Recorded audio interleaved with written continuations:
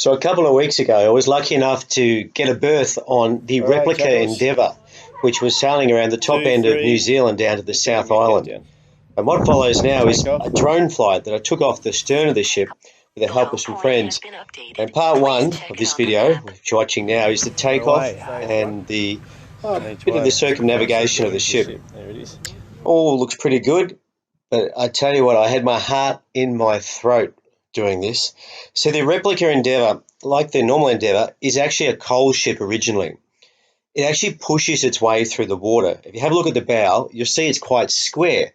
So when it hits the waves, it almost stops and then starts. So when you're trying to land on something that's stopping and starting, that's rolling from left to right, that's pitching up and down, and the bow is also moving from left to right, you've got all axes of motion in play.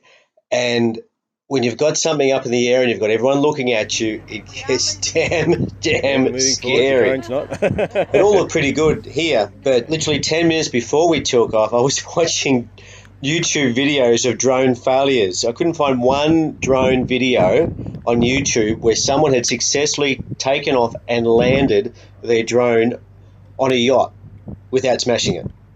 So as you can see, there was a bit of anxiety before we took off. I actually did a test run in the middle of the ship and was trying to go off through the middle of the ship so that I could just see if it could work. So I took the drone up about a foot off the deck, but suddenly the ship just took off and the drone just went shoo down the back end of the ship about a foot off the ground. So there's only one thing I could do, and that was to push the drone down from the top. So I shoved my hand through the 4 rotors and pushed the drone to the ground and try to find the off button on the top of the drone. Meanwhile, all I could hear was chung, chung, chung, chung as the rotors chopped through my fingers. Needless to say, there was a bit of blood on the deck. So this drone video that you're watching, I can honestly say there was blood, swears and tears that went into this. So I hope you really enjoy it. What a beautiful lady of a ship. I felt so lucky to be on that ship. Even though I must say I did spend the first 3.5 days of the 11-day voyage with my head in a bucket, but at night time when I was looking at the stars and those beautiful sails, I must say I did pinch myself several times, quite literally. It is a magnificent vessel, and kudos to all those volunteers and people that were involved in creating this replica Endeavour. A full-size replica Endeavour, which is currently sailing around New Zealand and Australia in celebration of the 250 years since Captain Cook took this vessel, or the real vessel, in the same or similar route. What's coming up next is a beautiful image which you'll see with the sun behind the boat, or the ship I should say, and you'll see the shadows of the sails.